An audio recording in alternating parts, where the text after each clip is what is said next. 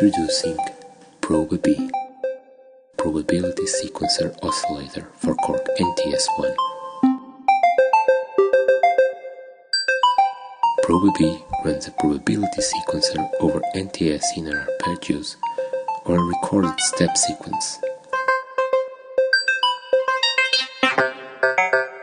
Let's start with an arpeggio with 8 steps. Then, assign probability values to each step. For step mute,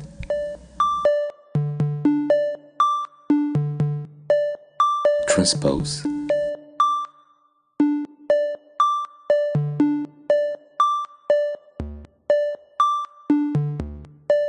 and shape change.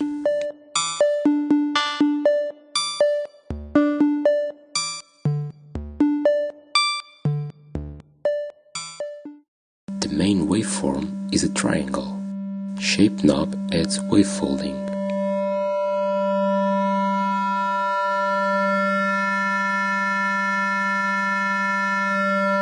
And alt knob adds frequency modulation at 1:1 ratio, or 1 octave lower,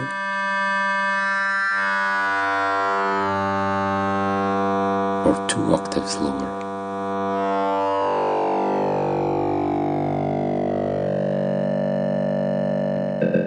You can record your own step sequence with anything from 1 to 64 steps.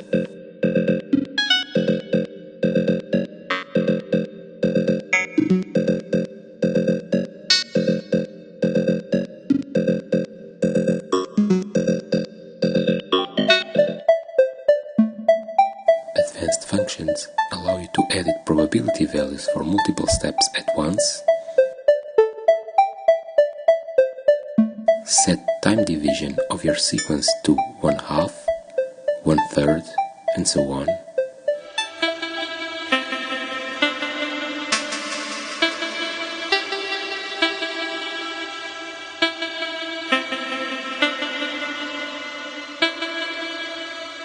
And transpose the plate sequence.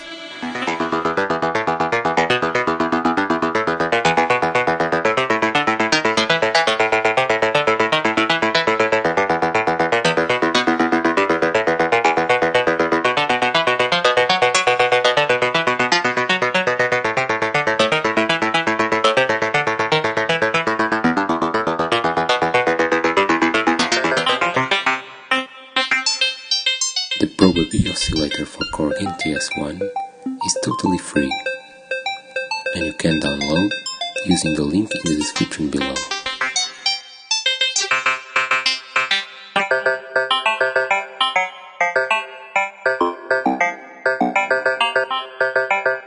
If you'd like to support my work, just hit the like button, subscribe, follow me on Twitter, or just share this around.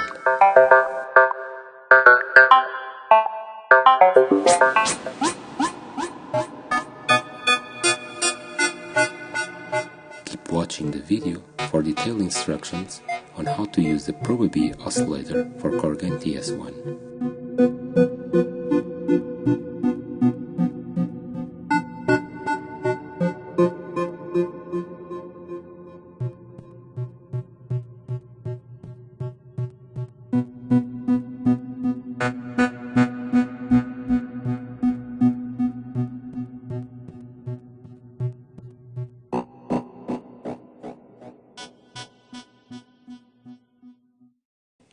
Hey, so here we are again with another oscillator for the Korg NTS-1. This one is called the Proba-B, and I'm going to show you how it works. It can become quite complicated, but remember that you can start by simply using the arpeggiator, start setting some probability values for each step, and you can have a lot of fun with just that. But I'm going to show you all the details now. So the basic waveform is a triangle waveform, okay? The shape knob adds wavefolding, okay? And the alt knob will add frequency modulation from another oscillator running at the same frequency, okay? Turning up the knob adds the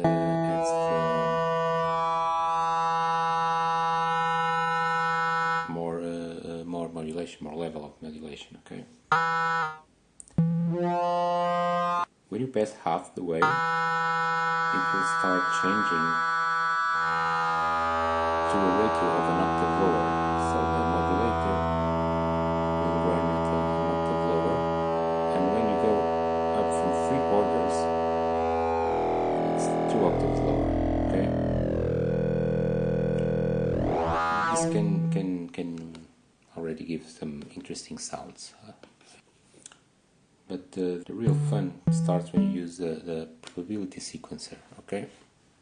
How to use the probability sequencer? The probability sequencer is always running each time you play a note, okay? And by default, it has 8 steps. So each time you play a note, you play a step on the sequencer. And what we can do is start running the arpeggiator.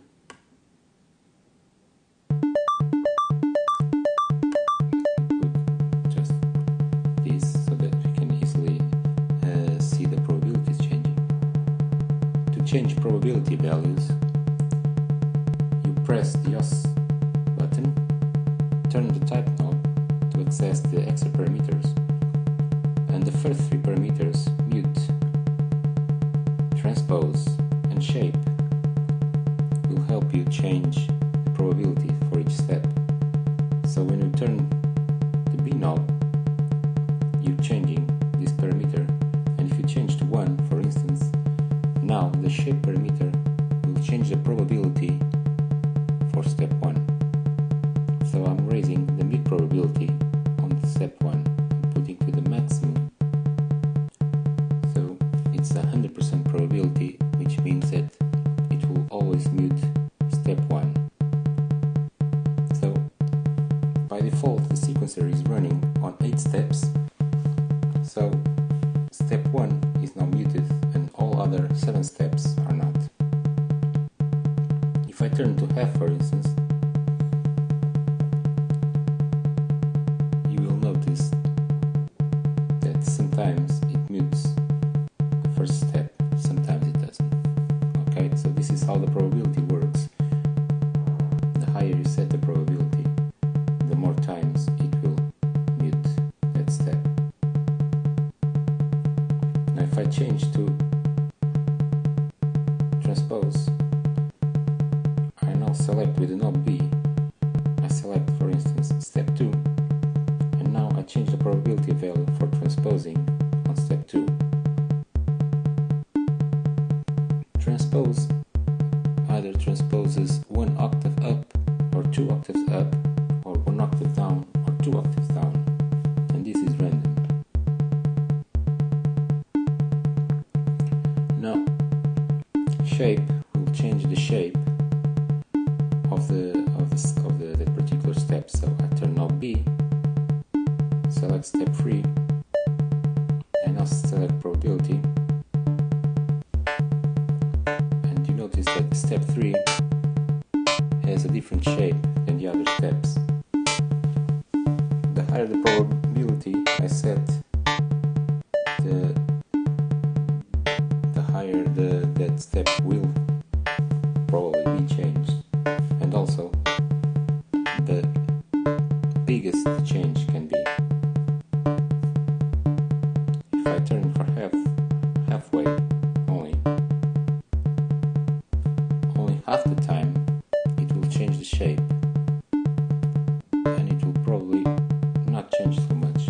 Okay, so I'm going to turn now everything down so that you can hear only the shape change.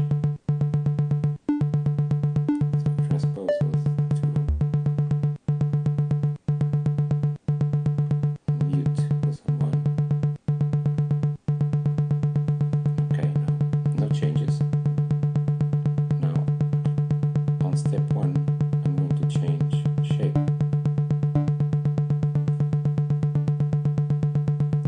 The amount of change is different every time.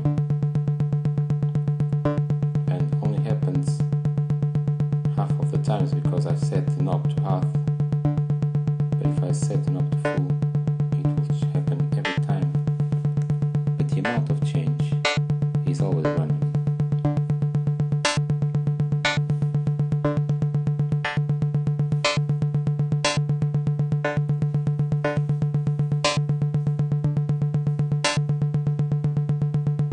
One important thing is you have to select any of these parameters, turn the value to 0 again, so that the shape knob, the A knob, changes again the global shape of the oscillator. Okay. Now some more parameters that can do other things. So parameter 4 is the octave and slide selector. So if you're familiar with the Volca-based oscillator, it works exactly the same way. Okay, so this parameter changes octave and slide. Okay, so that you can play the full range with only the ribbon of the NTS-1, and you can also change slide. So when its value is 0, everything is normal, no octave change. Value 5 is middle octave, so it's the same. Value 4 will be 1 octave lower. 3, 2 octaves lower. Okay, so 6 will be 1 octave up. 7 up 2, so you get the idea. Okay. Number 10 is like 0, but now you have slide on.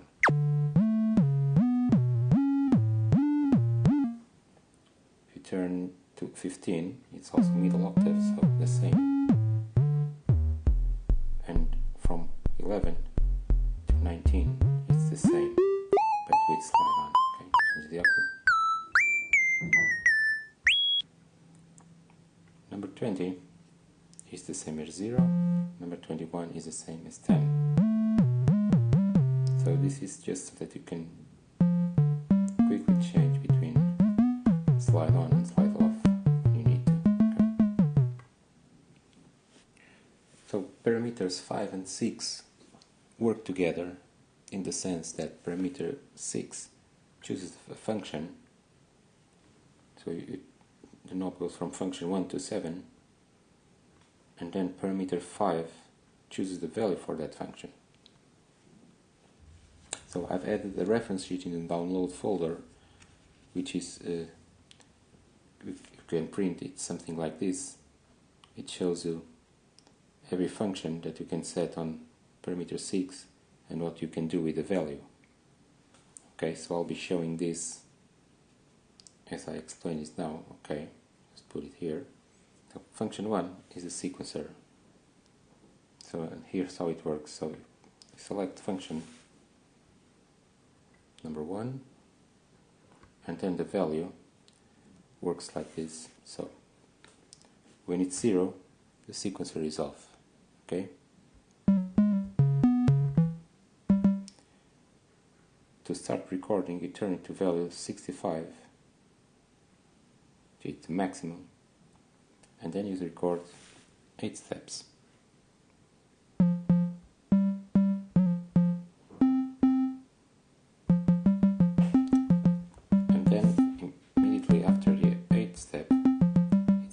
Playing the sequence, so it no longer plays the notes you're playing.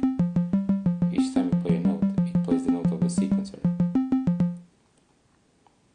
So if you turn the arpeggiator on, it will start running your sequence. Okay, you can change the time of the arpeggiator, and it changes the time of the sequence.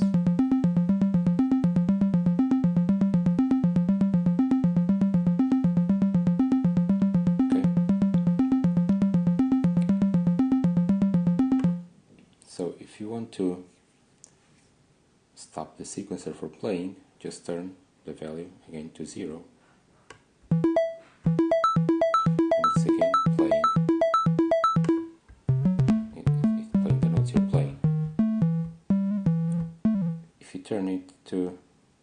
value, any value, it starts playing the sequencer again, okay? So 0, it's off, any value is playing the sequencer. Now if you turn it to, if you want to do step recording, you turn it to 65, and then you can select, turn it to 65, and then you can select any value above 0, and it will be recording that particular step.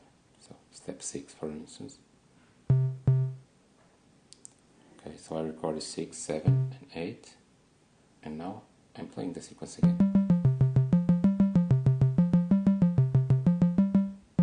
Okay. If you want to record the rest, a pause, you just make a long press. So I'm going to turn to 65 to start recording again. Select step 3, make a long press on any note. Okay, more than 1 second basically, and it's now a rest, and I'll record step 8, any note, long press, and it's a rest. Okay, and now when we play,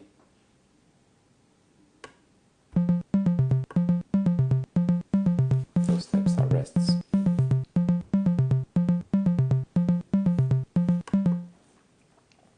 Let's say that you want to record a different octave with or without slide. So you'll just have to, for example, now turning to value 65 to start recording. Okay, and now I'll be selecting the octaves that I play.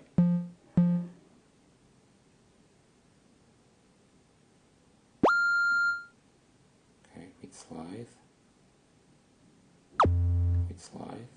and now without slide again.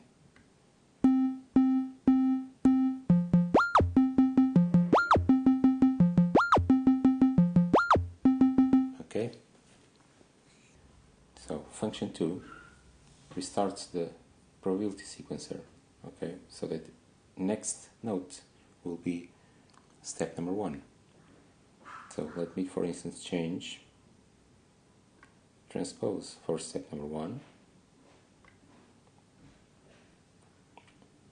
and now change probability to the maximum so it always transposes, and now I play.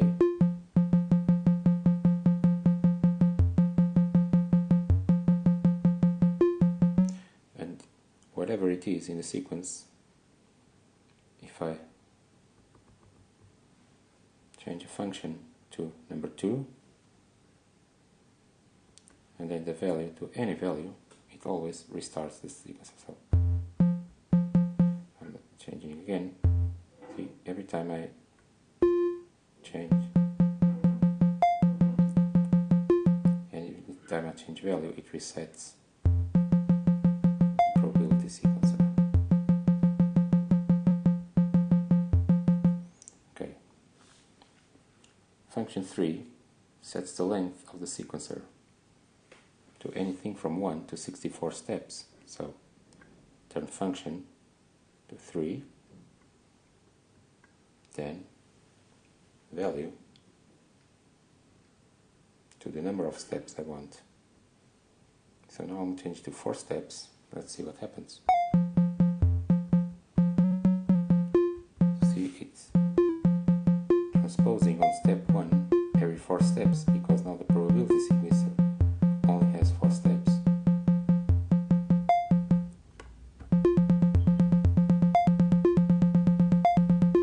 So now I'll change the number of steps to 16. Every 16th step, it changed the transposes, because it's changing the probability, because I just changed the number of steps to 16. Function number 4 selects multi-edit so that you can edit probability for multiple steps at once. So I'll, for instance, select 2. If I choose step 1 and change the probability for mute, it will change for step 1, 3, 5 and 7. Okay. Function 5 is the time division. So it basically adds empty notes to simulate a slower time. Okay. This works best with the sequencer. And now I'll change the time division, function 5 value. Okay, so 0 or 1 is no time division, 2 is a half,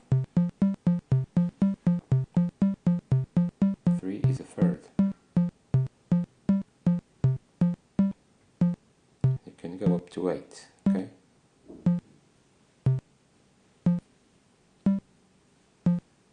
A little bit of delay works great.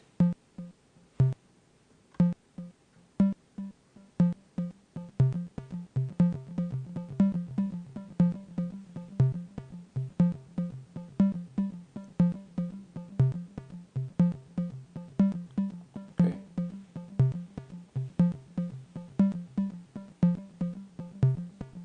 Now, function 6 allows you to transpose your sequence. So, for that, you will want to set your arpeggiator octave to 1. So, arp button knob A to 1. Play the first note of the sequence you're playing, okay? And then change the function to 6 and the value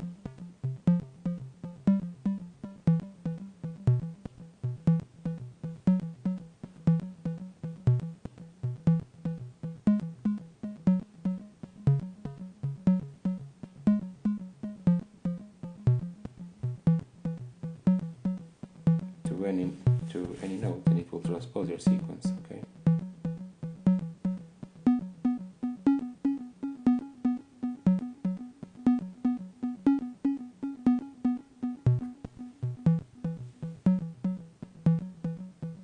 Okay. If you change the value to 0,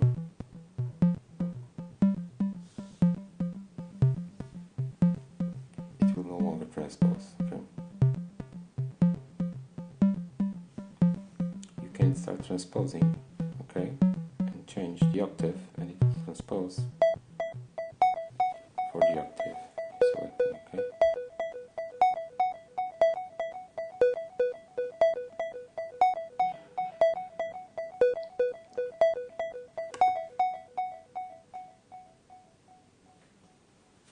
So, function 7 is also for transposing.